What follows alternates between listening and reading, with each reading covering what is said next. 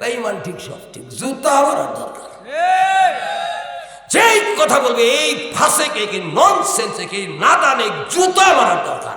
নামাজ তো পড়েই না, নামাজের বিরুদ্ধে কথা বলে, এই জালেমের জায়গা ইহকাল পরকালে কঠিন অবস্থা। মন খারাপ আপনার বলিনি, যে বলছে তাক কইছে তুই বুঝুগা।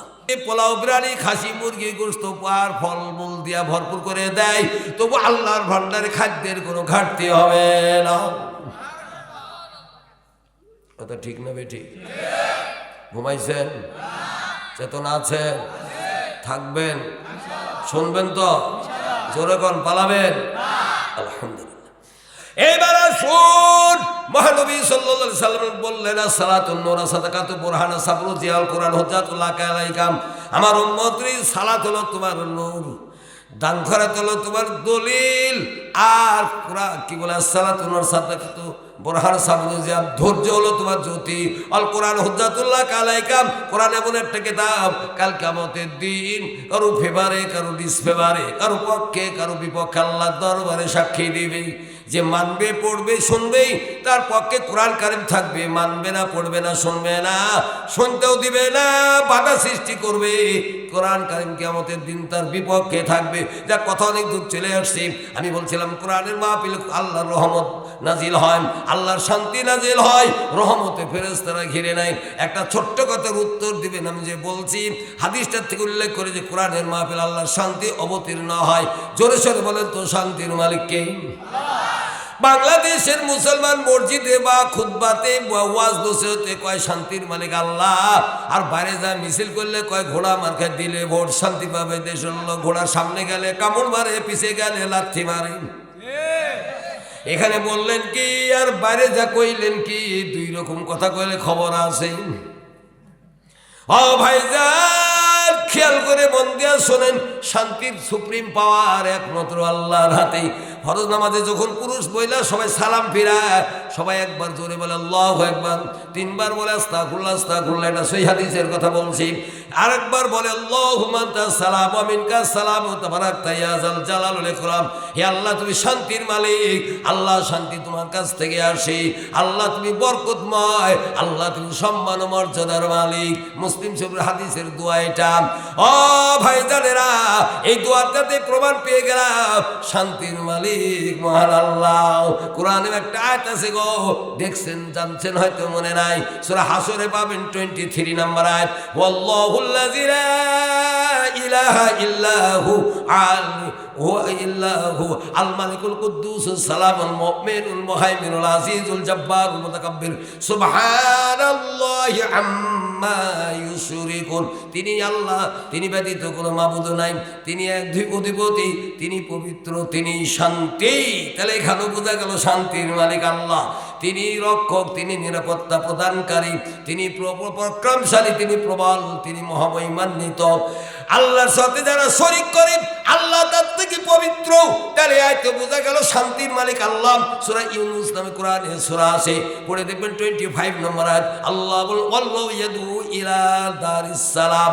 ও বান্দা আমি আল্লাহ তোমাদের ডাকতেছি শান্তির দিকে, শান্তির আবাসের দিকে। এই আয়াতে বোঝা গেল শান্তির মালিক আল্লাহ। সূরা ফাতহ নামে কোরআনে সূরা আছে 4 নম্বর আয়াত। ওয়াল্লাযী আনজালা সাকিনাতা ফি কুলুবিল মুমিনিন। আপনার মনে আমার মনে, আপনার সংসার আমার সংসার, আপনার শারীরিক মানসিক আর্থিক, আপনারা আমার দেশে এবং সব ক্ষেত্রে, দিনে রাতে গোপনে প্রকাশ্যে, জাহিরিতে বাতিনিতে, পুরুষ এবং মহিলার সবার ক্ষেত্রে শান্তি দেওয়ার একমাত্র মালিক হলেন আল্লাহ। আল্লাহ কোরআনে বললেন সূরা ফাতহ 4 নম্বর আয়াত, মনে রাখেন, try to remember it in your mind. কথাটা মনে মধ্যে গেঁথে রাখেন, তাহলে বুঝবেন। ওয়াল্লাযী আনজালাস সাকিনাতা ফি কুলুবিল মুমিনিন। ও বান্দা আমি আল্লাহ একমাত্র তোমাদের মুমিনদের অন্তরে শান্তি দিয়া থাকি। তাহলে এত বোঝা গেল শান্তির সুপ্রিম পাওয়ার আল্লাহ। ও ভাইজান, আল্লাহর কাছে শান্তি যেতে হবে। সহিহ তিরমিজিতে একটা কথা আছে, দেখছেন কিনা জানি না, কোন আলেমের কাছে শুনছেন কিনা জানি না, ইজা সাআলতা ফাসআলিল্লাহ ওয়া ইজা ইসতাআনতা ফাসতাইন বিল্লাহ। আমার উম্মত, তুমি যদি কিছু চাও আল্লাহর কাছে চাও, যদি কোনো সাহায্য চাও আল্লাহর কাছে চাও। যেমন একটা হাদিস অনেকেই জানেন, জানেন বা বহু শুনছেন। আনুবাদ আপনি সাবেদ রাদিয়াল্লাহু তাআলা আনহু قال قال رسول الله صلى الله عليه وسلم لا صلاة لمن لم يقرأ بفاتحة الكتاب হাদিসটা রাহুল বুখারী। আমার উম্মত সূরা ফাতিহা ছাড়া কোনো নামাজ হবে না, ফরজ নামাজ হবে না, সুন্নাত নামাজ হবে না, নফল নামাজ হবে না, তাহাজ্জুদের সালাত হবে না, ঈদের নামাজ হবে না, ভিতরের নামাজ হবে না, এমন কি জানাজার নামাজ হবে না, বাংলাদেশে পড়লেও হবে না, বিদেশে যা পড়লেও হবে না, কসরের নামাজ হবে না। সব কথার এক কথা, সূরা ফাতিহা ছাড়া নামাজ হবে না। কথা বুঝলেন কিনা জানি না। কেউ যদি বলে হুজুর গো কোরআনে তো আল্লাহ আয়াত দিয়েছে, সূরা আরাফে 204 নম্বর আয়াত, ওয়া ইযা কুরিয়াল কুরআন ফাসতামিউ লাহু ওয়া আনসিতু লাআল্লাকুম তুরহামুন। শুনতেছেন তো? আমার কথা বোঝা যায়? আলহামদুলিল্লাহ। ওয়াজ তো ভালোই শুনেন বা জানেন, বুঝেন, কিন্তু ফজর নামাজ পড়বেন কই না, লেবের মধ্যে শুয়ে থাকে, কম্বল গাদা, বিদেশি কম্বল কিনছে, টাকা আলা, লেপ কিনছে 2000, 4000, 5000 টাকা দিয়ে বানায়। তোমার চাইতে আমার লেপ হাই লেভেলের, তোমার কম্বলে আমার কম্বল, I have bought it from foreign country. বিদেশ থেকে আমি কম্বল কিনছি, আমার কি উঠার টাইম আছে? তুমি পড়ো, নামাজ পড়ে দেখছি কে বড় লোক হলো।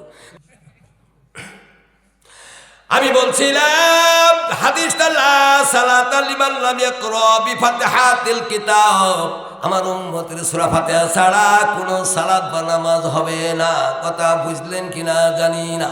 জানাজার নামাজ হবে না, ভেতরের নামাজ হবে না, কসরের নামাজ হবে না, ঈদের নামাজ হবে না, গোপনের নামাজ হবে না, জামাতে পড়লো সূরা ফাতিহা ছাড়া হবে না, ফরজ নামাজও হবে না, সুন্নাতও হবে না, নফল নামাজও হবে না। যে নামাজি পড়েন না কেন সূরা ফাতিহা ছাড়া হবে না। পুরুষেরও সূরা ফাতিহা লাগবে, মুহাব্বতদের সূরা ফাতিহা লাগবে। এই সূরা ফাতিহার মধ্যে একটা আয়াত আছে, ইয়াকা না'বুদু ওয়া ইয়াকা নাস্তাইন। আল্লাহ আমরা তোমার ইবাদত করছি, আল্লাহ তোমার কাছে সাহায্য চাচ্ছি। আল্লাহ পাক নবী মুহাম্মদ সাল্লাল্লাহু আলাইহি ওয়াসাল্লাম বললেন, আমার উম্মত ইযা সালতা ফাসালিল্লাহ ওয়া ইযা ইসতানতা ফাস্তাইন বিল্লাহ।